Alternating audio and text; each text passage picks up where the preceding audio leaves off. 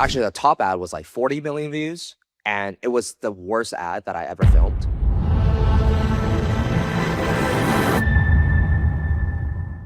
What's going on, guys? Tom back here with Ryan, episode number 5 of Trenches. What's going on, Ryan? What's happening? Not much, man. Still waking up over here. This is the beginning of my day, so What are I'm you drinking? excited to wake up to a little Tom in my life. What are you drinking? Vodka. Oh, No, it's a nice frothy Americano I made upstairs in my Miele automatic coffee machine that I exchanged like 1,000,000 Aeroplan points or travel points for during COVID. It was worth it. It was worth it. nice, nice. Yeah, I got a decaf latte here going on. I'm starting to get a little bit sensitive to like caffeine. So if I have too much caffeine, like even like 2 espresso shots, I will get a little bit like jittery. Yeah. So do you Which have I any caffeine now, or like are you like no, completely off? no, completely. But like I still like the act of like drinking and sipping on something in the morning. Yeah. So I just get decaf now, and it tastes literally the same. You can't tell a difference. And obviously without the jitters. And also found out that I am quite sensitive to like milk and dairy because Yeah. the lattes, like in the back when I saw them making it, they were just like putting like jugs of like milk, into the latte. And every single time I have it, like I just have to go to the washroom like within like 10, 15 minutes. It's like It just like triggers something. set a timer. Yeah, dude. Well, like there's some mornings, for example, like if I have to drive from like, for example, like my house to like White Rock or something to go play golf sometimes. And if I don't like use the washroom before I leave, I get like anxious, man. I'm This is like, this is why it's called the trenches. yeah, I get like super anxious, dude. I'm like, oh my God, like what happens if I have to go somewhere? And I remember like when I was working my 9 to 5 job, right? When I used to live in Richmond, I had to drive to Burnaby like every single day. Yeah, there were definitely a few times where you were quite desperate, find a place to, do your business. But anyways, It makes me think of like the triathletes and like the ultra marathon guys that literally just shit their pants while they're running because like I'm yeah, not even kidding you. They just shit their pants because they yeah, can't like they're not gonna win if they don't, like yeah, that's true. that's Maybe that's they just wear dedication diet. because you're gonna have a rash after that. Maybe we're hey, a good product could be diapers for triathletes. Your tan will be like 100 people.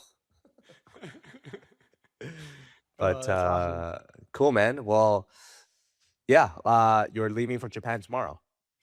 I am, yeah, pretty excited. I figure I'll just roll this exhaustion straight into jet lag. But I mean, it's crazy because like you go to Disneyland or you go to like somewhere fairly local where you know all the customs and how things work, and you're like, okay, we'll plan like 3 things and you go. When you go to Japan, you're like, well, I don't know how anything works. Like, like you have to like plan like 50,000 things because you have no concept of how busy it may be, or like how am I gonna like understand transferring on like a Japanese train? And they have got these. I mean, you've been there. They have like crazy train systems. Dude, I get, insane train systems. dude. If I have too many drinks, I fucking get lost on the SkyTrain in Vancouver. Like, uh, so I don't know. Anyways, I planned a whole bunch of stuff, and then my wife's like, "Okay, that's a good start. Let's just delete 90% of it, and we'll redo the whole plan." But it's just been like I'm not a big planning person, but she is, and like it's been like there's just always another thing you got to book, Yeah. and so it'll be cool. But it's just I feel like I'm ready to stop reading about things and actually do them. Yeah. Dude, I'm so excited for you. It's again, such a great country, so cool, such different culture. And the train system, yeah, it runs 100%. Like if your train says it's leaving at 12:05, make Yeah, sure like it's not 12:06. Like it will leave at 12:05. I like Like it. there's like rarely any delays because things run so smoothly in Japan. So just make sure you're not late for your trains. But Sweet. How is the evolution of the new brand coming along? yeah, it's going well, and that's what we're going to be talking about today. Yeah, this past weekend I had a little birthday thing with our friend Tony. because his birthday is coming up like tomorrow, and we usually celebrate our birthdays together with two other friends. So we have like 4 people birthday thing. So Tony has this like office that he doesn't use. It's more like an art studio where he filmed, or they do a lot of the shooting for Bessie and stuff. So we turn that Is that the old one that they used to work out of? Did they like just keep that, or is that they just have like a second studio? I can't Remember the remember, one to that be was honest. down by like kind of like almost in Kits there? There was a No, it's a phone different store? one. This is a Okay. different one. Yeah. So yeah, we had a little birthday party there. Like 50 people showed up. Had a DJ and had way too many drinks. I haven't got drunk myself in a minute. So yeah, that was fun. Yeah, paid a price yesterday. Just kind of like vegged out all day. Just like laid in bed, and it's a little bit dark and gray in Vancouver right now. So yeah, it was one of those days. And then last night I have another friend who also had a birthday, so went to his house, had some Chinese food. Where do you Yeah. get Chinese food from? I get Chinese food from this one restaurant in Richmond called Wang Ji. Wang Ji? Yeah, What do you like about it? it's dude, it's really good. It's like this little hole in the wall. Like it's not really widely advertised anywhere. It's quite small, but it's quite authentic. Yeah, it's good. It's good. Cool. Yeah, man. Well, let's jump in today. So, guys, last time Ryan was basically talking about how he is launching his brand. And this time I'm going to be basically talking about how I'm launching my brand. So Ryan, it's a little bit more ahead of the game right now because he's actively running ads and so on and so forth. I had to pause a lot of my ads. So just give you guys a quick brief summary of what happened. So we launched this brand probably back in, I want to say May. Yeah, May or April. So by the way, I'm also keeping my brand a little bit stealth right now, but I can like share with you. It's a collagen related product, so it is a supplement. And yeah, it's kind of a unique factor of taking collagen, I guess you can say it. So yeah, so basically we launched the brand, and right away I've noticed something very, very strange was our CPMs were extremely, extremely high. I'm not talking about like 100 or 200. I'm talking about 500, 600, 700. Hence making our cost per click extremely high as well. I was getting $10 to $12 cost per click. So when you are testing kind of a new ad, it's like almost impossible to know if that ad is performing well without getting enough clicks to it. But then you'll get like, 20, 30, 50 clicks, spend 500 bucks, and you're like, wait, like, am I supposed to turn off this ad, or is there not enough clicks for this ad? So I was basically trying to figure out, okay, what is going on here? Hold on And one second before you keep going. What was your conversion rate like though with that yeah, my conversion rate CPM? was high. It was like 9%. It was like Which is 10%. freaking bananas. Yeah, yeah. And that's because, yeah, it's just so strange, right? It's so strange. Anyways, the numbers were weird. Long story short, we were able to find a few winners for ads, but those winners that I'm talking about still have super high CPMs. The clicks are still high. But we were like, our CAC was like, 60, $70, which is like decent, I guess. I'd take it. Yeah, I mean, but then what happened was like we were still losing a lot of money every single day. So what I had to do was I got Claude to basically link up to my Shopify and link up to my Meta.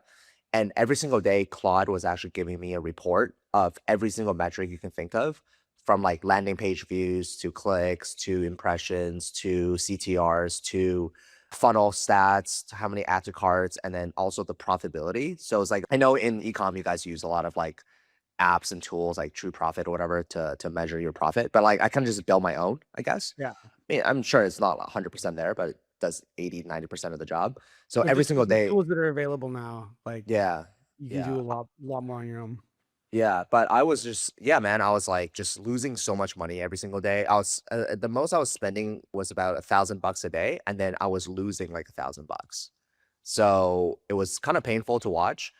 But having said all that, I decided to basically dial everything back and just be like, hey, like what is the actual game plan here? Like, am I willing to lose that much money per day? Or like is that the game that we're playing here?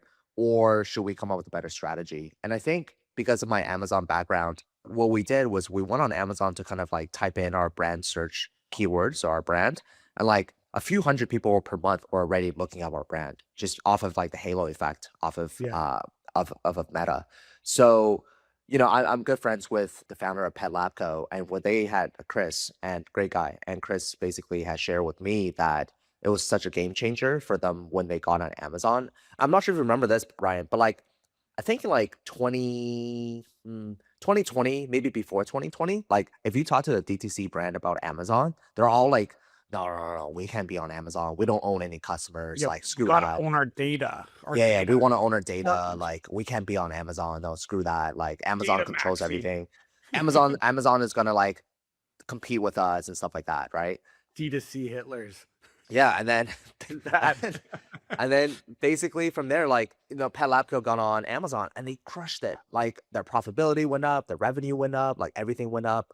And obviously with the profitability and you're able to reinvest in your business and it just creates a better business.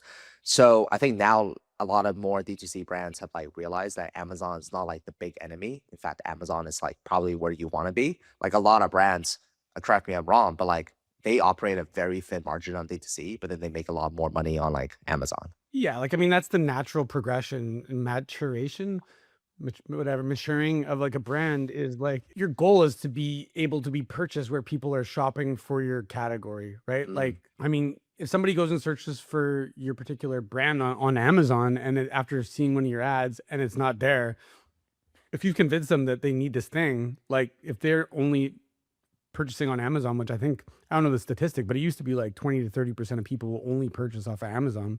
Might even be higher now.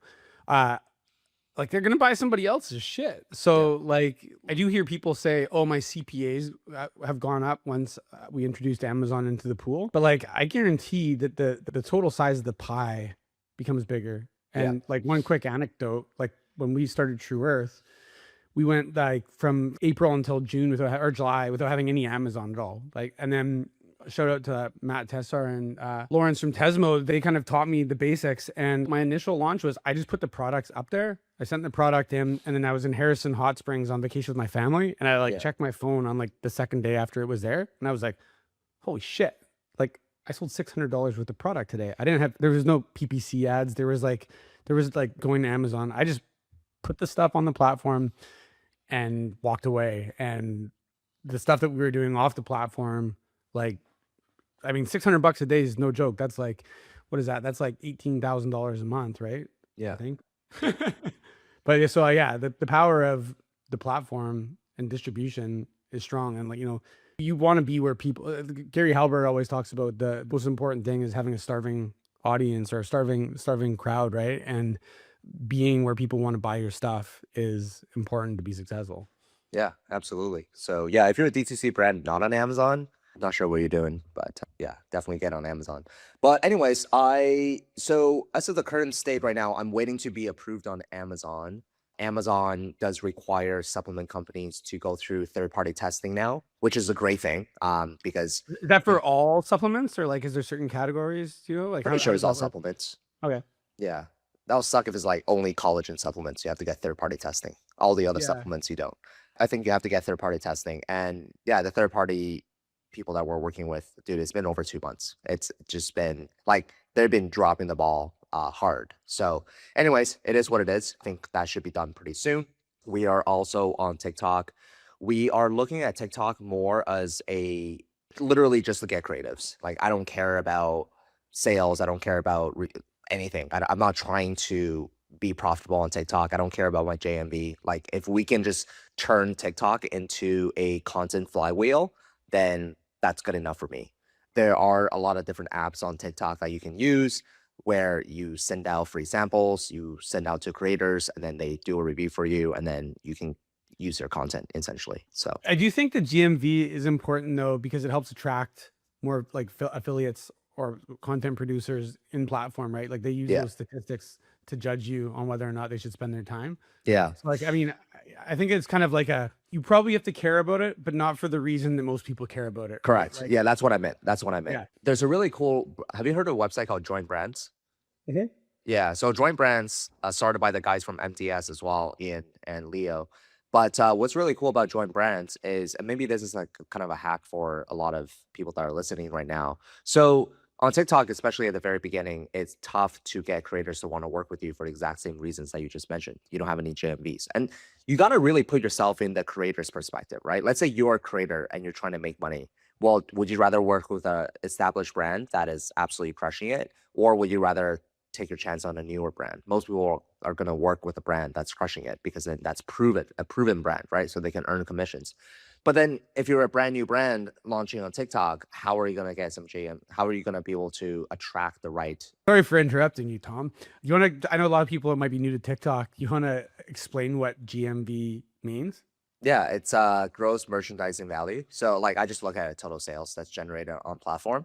But Yeah. yeah, so the more of that you have, the more credibility you have on TikTok. So really Right. cool thing you can do is if you're a brand new brand, what you can do is you can actually use Joinbrands, and then Joinbrands have TikTok shop creators. Now what's really cool is that these TikTok shop creators will actually come on your store and then buy your product, and you actually reimburse them on Joinbrands. So that way you can actually get your GMV level up. I don't know if there's like a sweet spot, like you need a couple thousand, do you need tens of thousands? I have no idea. But obviously the more the better. But this definitely helps to just get a little bit of a cold start. You know what I mean? It's probably like relative to your market, right? Like if Yeah. you're like in a category that has like $1 billion in sales and you've got 12, it doesn't even matter if you have 100,000 because there's probably 10 other people with millions. I think you just have to look at the category and figure out what you need based on that. But there's other ways. I mean, that join brand way sounds great because you're getting social proof out there as well, right? People, they search for,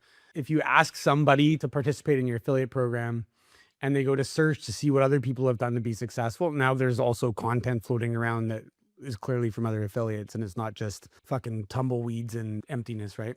Yeah, exactly.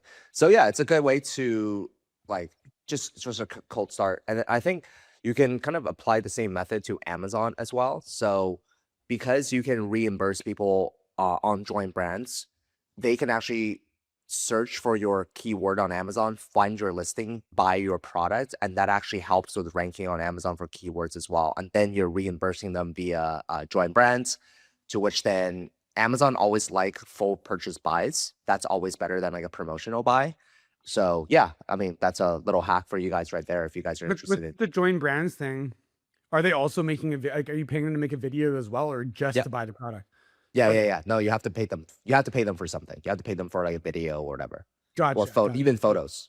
So it's like, yeah, okay. That's what I originally thought, and then I'm like, wait a second. So I know that Join Brands offers that, but then I'm like, maybe I'm wrong, and No, you no, can just no. pay somebody to buy your stuff, No, no, you have to like do videos, photos, and they have this other thing I forget, but that one's much cheaper. It's like slideshows or I don't recall to be honest, but yeah, go check them out, guys. Yeah, pretty solid, pretty solid.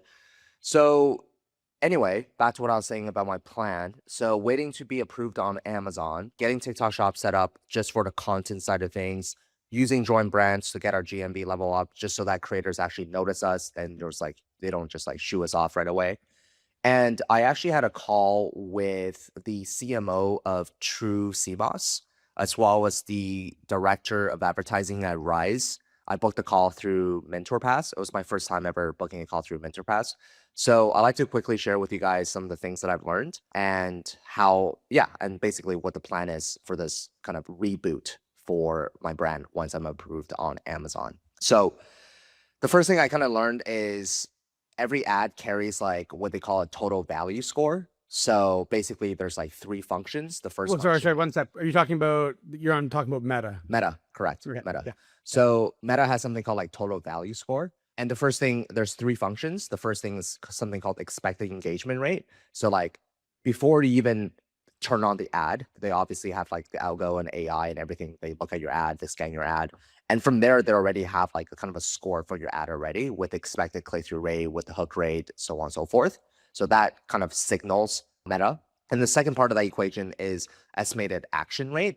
So this part, it makes a lot of sense, but I actually didn't know, which is basically Meta will kind of have a formula on your landing page itself. So they'll like read your landing page and they will basically essentially have expected conversion rate on your site.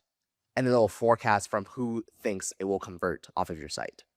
So I knew that Meta can obviously look at your landing pages, but what I didn't take into the equation is that every single time you make a change on your landing page, so we were testing our offers a lot. So we were changing our buy box, we were changing our subscription, we were changing from 1 month to 3 months, we were changing from one time to three. Like we were just kind of messing around with our buy box quite a bit. And every single time we change our buy box, Meta actually now has to go search for an audience who's likely to be on a 3 month subscription rather than just like a one-time purchase. So then that maybe they'll like reset the learning phase again, to which then maybe for a little bit your CAC will just increase. And that's Yeah. what I noticed. I'm like, I didn't change my ads. How come my CAC is like all over the place? I know Meta obviously every single day is a little bit different, but I was like jumping up and down so much. And I actually never kind of tied it to that variable, which is, hey, if you're testing a 3 month offer, then now Meta has to go find someone who they think will subscribe to your 3 months offer. Yeah. And that makes like so much sense, For right? sure. I think also tied to that too is like what objective or like how what you're choosing when you in your ad set when you're creating the ads, right? Because there's like lowest cost, highest volume. Yeah. So like if you have two, I mean, again, the algorithm is a bit of a black box, but if you have two options and you choose highest volume, lowest cost, oftentimes you'll get the less expensive Yeah. option. Or if you choose higher value, you'll maybe push more towards the 3 month. But yeah, 100% agree. Like I think you've got to be careful how much you change and when you change it. I was curious that total value score. Did they give any insights on how you actually determine what that looks like? No, it's like something that's internal within Meta. So yeah, expected engagement rate, expected action rate, and then your bid. So lowest cost, cost cap, big cap, so on and so forth. That's really cool. Yeah. How are you going to change what you've been doing? Compare, like, what are you going to do differently than what you were doing before?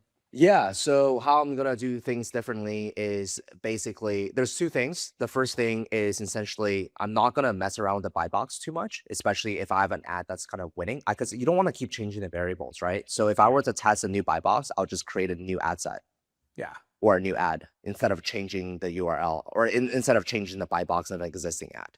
Right. So you're going to keep what's working, and then Correct. isolate in another controlled environment what like Correct. your hypothesis. Yeah. And then the second thing is you can actually use this like tactically, where you can actually reactivate a dead ad by changing its destination. Interesting. So if your ad has basically run out of juice, well, then maybe you can test out, yeah, like a new destination, a new landing page or something to the same ad.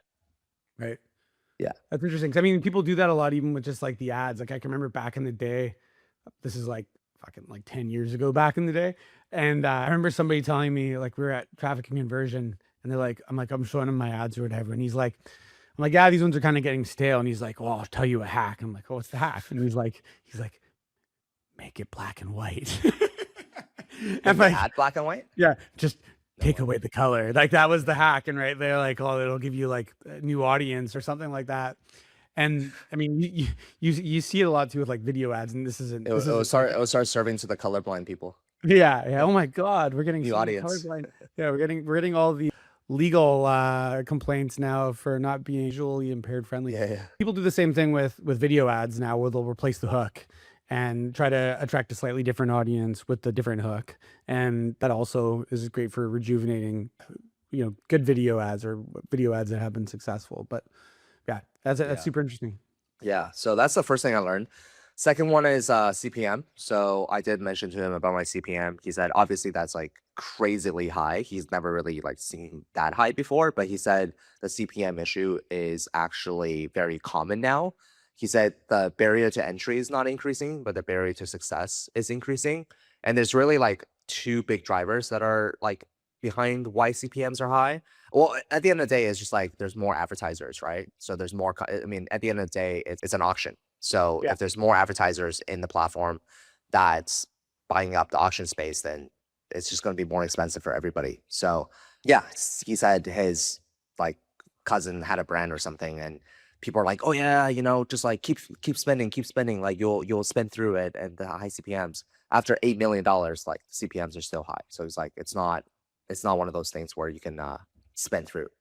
Yeah, so I guess sometimes you can manipulate your way out of it, like, but chances are if you're manipulating your way out of it, you're actually participating in different auctions, if all things being equal. Yeah. Like like you can reduce the amount of language in your body copy or your headlines that may be expensive, Mhm. but then you're probably targeting a different set of people. So some unless your ad is like breaking into a new audience that's unaware of like your product category, Mhm. uh, it's probably not always going to be the best thing for like Yeah. Yeah. to manipulate to get lower CPMs. If you're manipulating to get lower CPMs, you're probably getting lower quality audience. Yeah, for sure. And he did mention it's like, dude, I know CPMs are high, but don't get too married to that number. Like at the end of the day, the number that matters the most is obviously your CAC. And so when you go sell your business, no one's going to ask you like, hey, what was your CPM? People are going to be like, what is your CAC, right? So yeah, pay a little bit more attention to the CAC than the CPM. But yeah, number three is the creative volume game. Like we kind of all know that on Meta, in order for things to work, you have to have creative diversity and creative volume. Before people hire one agency, get 16 assets per month, and then run them and hope. That is obviously like very, very dead. So he had mentioned that he's a big fan of statics. So like because statics you can just like test so much and so quickly. So yeah, he recommends getting as much statics as possible, getting the TikTok shop listing live now because approval takes time, and then see products to get the video volume. And then from there, obviously get a video editor to stitch those or use AI UGC. But you definitely want to have creative volume and creative diversity. And Yuka is good for TikTok seeding. There's a bunch of them out there. And then Tribe is good for meta seeding. And with Tribe, you can offer some creators like commission. Yeah, a percentage of Yeah, the listing percentage for commission. He said revenue. Yeah, roughly 5% revenue on the first order only. Do not do LTV. Oh, yeah, 5% is pretty solid. But he did mention like, hey, listen, like the shitty thing about creative game is that you just don't know which one's gonna work, and you do need to just keep burning. Like it sucks to say, but like you just need to be willing to burn money through it in order to get data. 100%. Like that the other day, you sent me a video and you're like, "What do you rank this out of 10?" And I watched it and I'm like, It doesn't I matter, don't right? know. Like, like there's certain things I could pick it apart, sure. Yeah. But like I have no idea, man. Like I had ads. I think I told you this before. Like I had a video ad that somebody gave me for free because they wanted our business. Yeah. And it was like a slideshow, like talking about the story of our brand. And it wasn't like shout out to Garrett who made this for me. Like it was very simple. And like it wound up like probably spending $1 million. And like when we were interviewing people and we were like, give us feedback on our ads, they always like this ad. I don't know why you're running it. I don't know why this is still in your campaign, but they Yeah. didn't Yeah. see the results. It's like, dude, I had no idea that this was going to be so successful. So, I used to make bets on what tests I think would win or like what ads I would think would win. And like, it's like, the more I know, the less I know. Yeah. The Yeah. more I know, I'm happy to just be like, I don't know, man. You got to run it. Yeah. You got to run it. Yeah. That's the only way you're gonna know. Yeah, I mean, with my last business, FBA Masterclass, which is an online coaching program, I remember there was one ad. I think it ended up getting like 10 million views on YouTube or something like that. But actually, the top ad was like 40 million views, and it was the worst ad that I ever filmed to me. Like, all my ads are cool, like cool background and cool animations and stuff like that. And this ad was literally me standing in front of like a white wall. And I was like, which one do you think makes more money? This one or this one? And like that was the hook. And that ad just ripped. And that's when I realized, like, yeah, with ads, you just have absolutely no idea. No one has a clue. Anybody who tells you they think they know, they don't know. So you Yeah. just have to You, launch. you might be able to guess more than somebody else which one's gonna win, but I think Yeah. at the end of the day, it's rolling the dice. Yeah, absolutely. So yeah, I mean, he also talked a lot on messaging angle. So I told him like, hey, what I did was I went on Reddit, I typed in collagen, and we kind of talked about this last time, and I just read as many comments as possible about collagen, who's having this issue. A lot of people with collagen, they are actually taking it more for joint pain, which was surprising to me. And within joint pain, you have a lot of different segments within joint pain, right? So I read one person who is a runner. Okay, well, there's a runner segment. Then you have someone who actually is a rock climber, and you have a rock climber segment. And how you're targeting these people, especially the hook, it's very different, right? So maybe the hook is like, hey, like, does your knees hurt every single time you go running or something like that? Yeah. Or the rock climbing would be more like, does your fingers hurt? Does your hand hurt Yeah, after a or rock climbing session? your elbows or whatever. Yeah. Yeah. So within joint pain, there's like all these different segments of people. And I was like, yeah, that's what I'm doing. He's like, cool. So with collagen, there's really four big things. There's joint pain, there's hair, there's nails, and then there's skin. So those are the four. So I was like, okay, I'm gonna like kind of target these four. He's like, no, I want you to target like 20 different ones. So look into like collagen for gut health, look into collagen for libido, look into collagen for brain health, look into collagen for like all these different things. And for me, this is the part where I'm like a little bit, because I don't want to make up something, right? Like, of course, I can have the ad to say anything. I can be like, yeah, like collagen is great for your eyesight or Yeah. whatever. But like at the same time, I don't want to make a promise that is not proven. So I mean, I got a hack for that. Like one thing you can do is like when I'm coming up with a unique mechanism or whatever, and my buddy Russ actually gave me this whole kind of like workflow is I don't worry about whether it can do it or not at first. So we make the unique mechanism like with full creativity. And then we obviously don't start selling that unique mechanism, but we come up with the creative version of the unique mechanism. And then you can go to like ChatGPT or whatever and go into pro mode. And you can say like, here is the unique mechanism for this brand that we want to use. Can you go and dig through like medical studies and Mm, peer reviewed science and journals and find supporting documents that we can use to support this unique mechanism? mm, And then obviously you're probably gonna need more than just one because a lot of times you're not gonna be able to find anything that can link it together. mhm. But you do the creative work first and then you do the supporting research afterwards and you get a bunch of ideas and then see which ones you can actually execute on. Got it. Yeah, yeah. That's kind of what he was mentioning as well. Is yeah, like you want to just like come up with a wide variety of different angles first, and then figure out the rest later. Which is like I feel like a very sales and marketing person would say, Yeah. you know. So yeah, I mean, I think the big takeaway for me is that I was testing way little angles. Like I really need to go as wide as possible here. If you take a look Yeah. at RYZE Coffee, if you look at, they talk about cortisol, they talk about focus, they talk about like so many different things. And even like runes, right? They talk about GLP-1, they talk about That's yeah, like GLP-1s. There's like 30 million people in the United States that are on GLP-1. So like there's such a huge amount of people. But yeah, exactly. So GLP-1 is another angle. So I really have to think about like way wider angles. And within each of those angles, I got to think about way more ads. So whatever I was about to do, I need to like do 10 times more was kind of my big takeaway. question on that, was he suggesting that you create like specific landing pages for each angle, or were they suggesting like just send all the angles to like one more generalized PDP and then like look at which ones convert better? Like did he give you any suggestions on that? No, so obviously like I think down the road, like you want everything to be as congruent as possible. Mhm. But I think at the very beginning, that's probably too much work. So I think more of a generalized PDP. But I'm gonna use, I mean, the last episode we talked about your quiz funnel. So I'm gonna be basically using your quiz funnel. Like after that episode, I'm like super sold on it, Yeah, I you mean, know? I think it works great, but Yeah. yeah, And then I'm gonna have a dedicated landing page for whatever the quiz funnel tells me. So right. like if my highest spending customer is between the age of like 45 to 50 and they have joint pain issues, I'm gonna create a dedicated landing page for joint pain for sure. Nice. Yeah, Yeah. I Yeah. guess smart.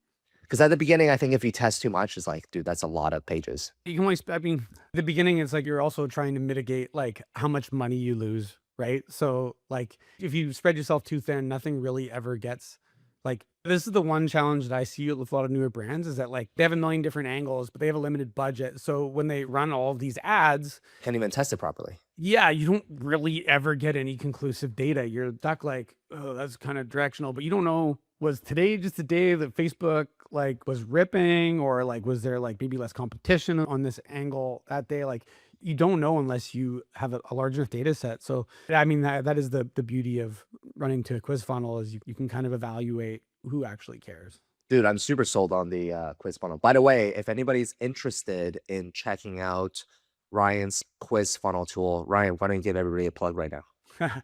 Yeah, you can check it out. It's the website's Supapop,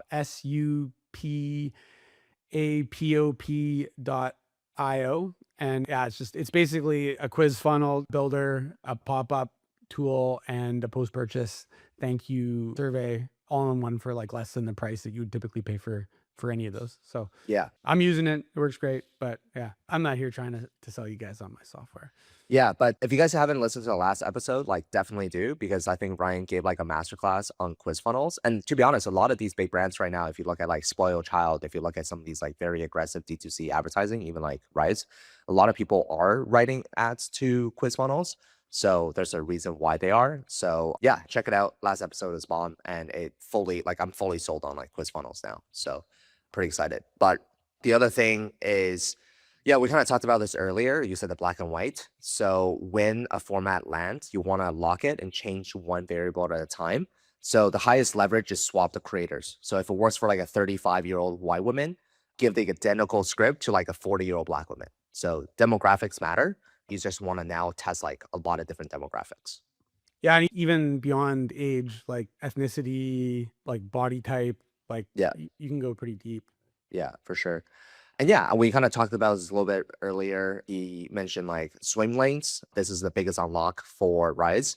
So you want to shoot in like 20 to 30 different directions. So basically for collagen, you start with like skin, nail, hair, joint pain, but then you want to look into libido, cortisol, gut health, GLP-1, all these different things.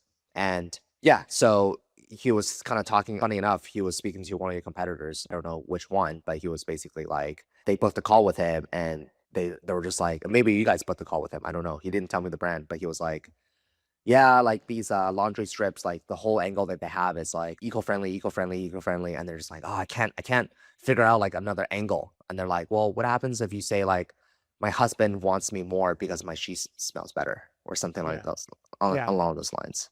Yeah, I think the one thing, especially as you get bigger and you're in retail and stuff like that, is under scrutiny from other big companies where there's billion-dollar players, is you have to be careful what you say Yeah. because the billion-dollar guys can put their thumb on you and make you disappear. He said like at the beginning, you're new. So like no one's gonna know you and you can be a little bit more aggressive if you want. But yeah, I mean, that's something I have to decide whether I'm comfortable or not stating those things. But I do like the fact that you said, hey, go like think of the angle first and then look for supporting evidence. And if you find supporting evidence, then that's good enough. But if there's nothing that supports it, if anything like says the contrary, then I personally probably wouldn't say it. Yeah, and Uh, don't make claims that aren't true. yeah, Like, exactly. you know. And then I kind of told him like, hey, listen, like I want to. So my ad creation strategy is it's kind of like Alex Ramos's, right? Like you'll have 10 different hooks, 3 bodies, and then maybe like 1 CTA. Boom, there's 30 ads right there.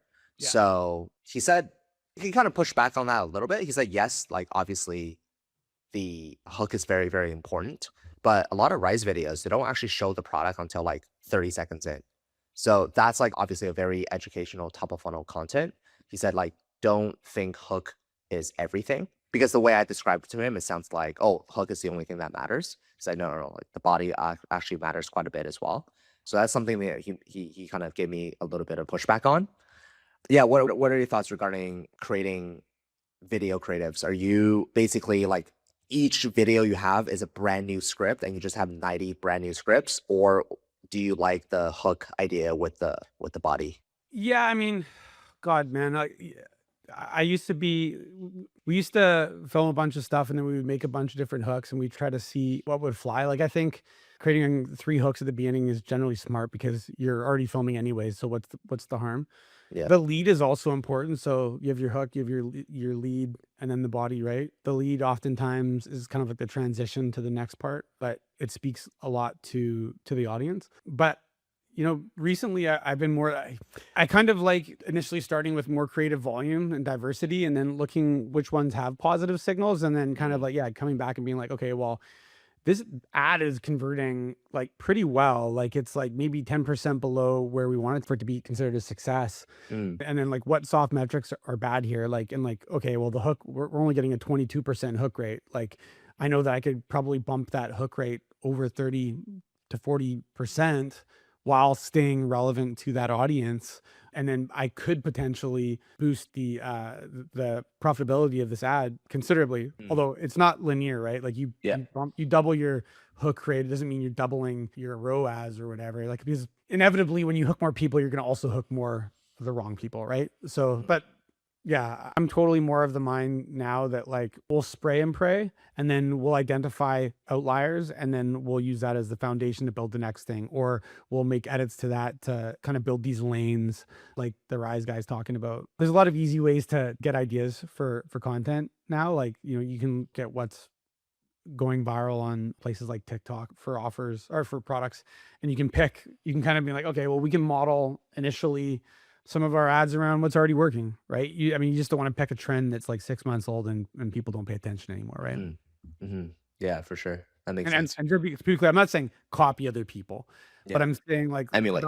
evaluate like what types of content are currently working Yeah. and use that as a reference for some ideas for yourself. Dude, I watched a YouTube video on this guy who basically is behind a lot of these viral YouTube brands. And he made a video. The title was like, How to Go Viral Every Single Time or something. He has billions of views, by the way. Is Isaac? But, sorry? Is Isaac? No, no, not him. He's not in the D2C space. This Okay. is more for, yeah. But, dude, it was a really, really well done video. And it was like 15 minutes long. But if I could summarize it in one sentence, he basically just said, like, copy what works. Like, find trends and attach yourself to the trend.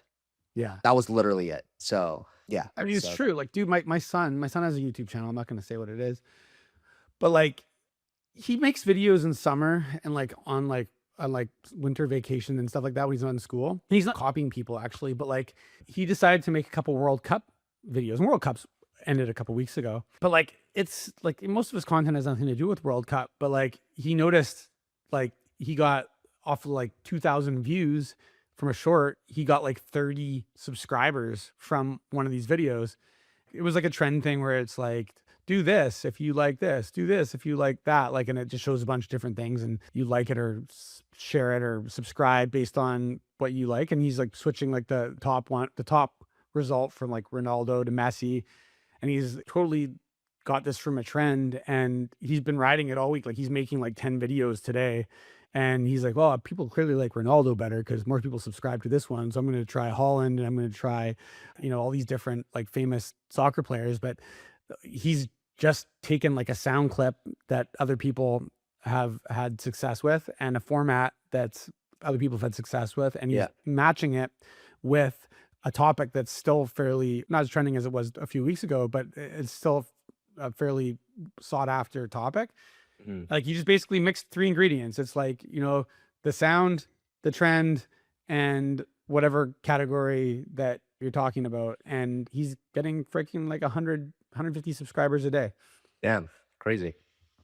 So That's I'm wild. just saying the story or the anecdote there is just to show We like, should we should get your son to manage our YouTube channel. Maybe yeah, you'll it would probably only fly during summer and and winter. we gotta hire him as our intern. Yeah. And then, yeah, I think just to wrap things up here, he gave me some, yeah, these are no founder level advice. Basically, he's like, hey, listen, like creative media buying is like one of the most important and fragile part of this business. You can hire for ops, hire CFO, but stay in the weeds on the creatives, which I absolutely agree.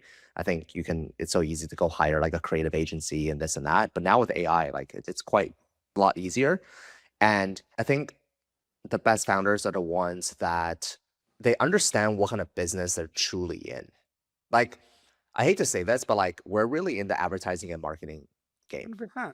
You know what I 100%. mean? Like a 100%. lot of these D2C brands, like if you turn off meta spend, like your business is going to zero, right? 100%. So like what kind of business are you in? Don't trick yourself into thinking you're in some other type of business. You're in the ad arbitrage business. You're marketing and sales, right? Yeah, Like, you're in the marketing and sales business. So if you're in the marketing and sales business, that's the lane that you really, really need to stay in.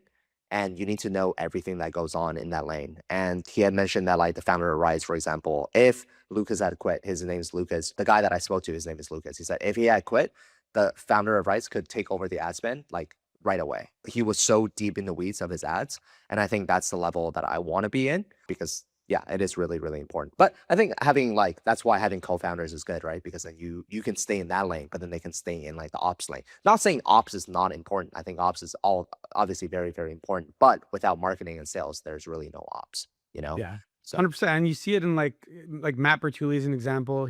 He's a CEO that's obsessive with marketing, and he might not be running the ads for Pila or for Lomi, but he's in there watching and Yeah. understanding, like, whoever's running it definitely isn't getting like a free pass. Yeah. And same thing with me when I was working the day-to-day at True Earth, like I had another media buyer eventually that I brought in to run the actual ads.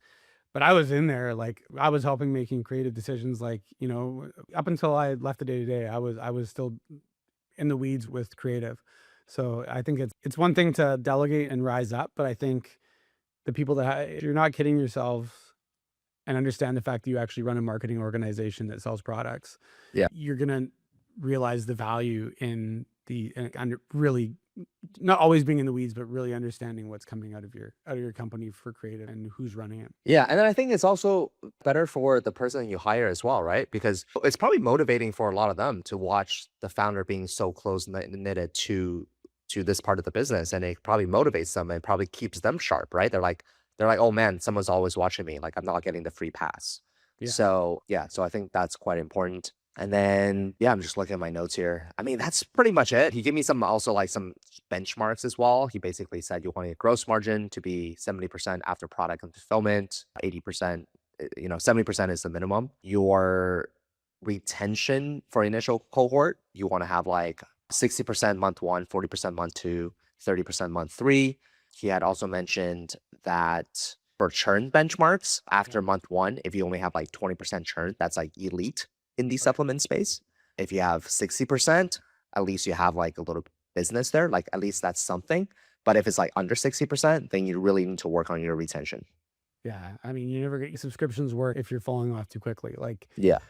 even if 10%'s down forever, it's gonna take a hell of a long time. If your CPAs are close to your product cost, it's gonna take you forever to become profitable. Yeah, yeah. But yeah, man, I'm excited. I think I have a very, very clear roadmap on what I need to do here. So I always think about like theory of constraints. This is Yeah, something I learned from like a productivity coach. It's like yeah. he I've read I've basically read asks us I've one read I've read question. some of those books too, they're great. Yeah, he basically asks us one question. It's like, hey, where do you want to get to? Let's say, I want to get to like a mil a month. He's like, well, why can't you get to a mil a month by this Friday? Well, I can't get there because I'm not spending enough on ads. Okay, well, why can't you spend enough on ads? Well, I don't have enough creatives. Why don't I have enough creatives? Well, I don't have a good team that can produce enough creatives. Well, why don't you have a good team that can? Because then boom, that's the root cause. Yeah, So you keep asking why, you ask like 5 layers of why to identify the root cause, then that's all you focus on. yeah, Because by fixing the root cause, you will get to where you want to be. yeah. It's basically like uncovering the bottlenecks in your business. Correct. Yeah. But a lot of people are not very good at the bottleneck because I think the best entrepreneurs that I worked with are number one is they can clearly identify what their bottlenecks are. That's number one. Number two is they are able to think of a solution that can have the biggest impact on the bottleneck. And then they literally ignore everything else. Because in Yeah, business, I think we can literally, juggle 100 different balls or spin 100 different plates. There's always something to do. But the problem is like not all those things move the needle. Not all those things are the 80/20. So the best entrepreneurs are the ones that I feel like have the ability to do that. And I think the only way you have the ability to do that is actually by understanding your business well. yeah. Because if you actually don't understand your business well, if you don't know all the numbers and so on and so forth, then you probably won't be able to identify what the bottleneck is. And you have to take your ego and put it aside too, because sometimes people won't look at their own work because they externalize everything, right? You can't have a fragile ego and play the theory of constraints game because oftentimes you've got blind sides or like the things that you don't even see because Yeah. you're not self-aware enough to realize it, or your ego is too big to allow any sort of constructive Yeah. criticisms come in. Just to summarize this, right? Like, would you just say the 80/20 in this game is really number one, understanding unit economics, but number two is finding that like ad. Like at the end of the day, the ad is going to be like the driver of this business. Yeah, I mean, I think it's three things: unit economics and offer economics. Put those as one. I think you need to really, before you can, I mean, you need to figure out your messaging, right? Because like who you're talking to, why they should care. And I think that's incredibly important because if you just have like a PDP with no information on it, like old school PDP, you're not going to convince somebody to make the purchase. So the messaging has to be right, which you can figure out through ads. But yeah, I think those are the kind of like the big component. And yeah, obviously the banger ad can make a huge difference. Like you can cut your CPAs in half or buy a 10 or like, a grand slam can completely transform your business. The Yeah. grand slams are rare. Yeah, for sure. For sure. Cool, man. Well, that's the end of this pod. Hopefully you guys enjoyed it. And Brian, next time I'm going to speak to you is when you come back from Japan. I hope you have a good time. Hope you send me some pictures of the food that you eat, because that's definitely my favorite part of about Japan. Yeah, I'm excited, man. Well, that was fun. Episode 5 in the books. In the books. Let's get up to 100. I was thinking like a good goal for us would be like 100. 100 episodes? Yeah. Yeah. It's a good start. I mean, once a week, it's pretty easy to do, I think. For sure. Yeah. Sweet, dude. All right, Okay. cool. Well, have fun in Japan. We'll chat soon. Sounds good. Take care.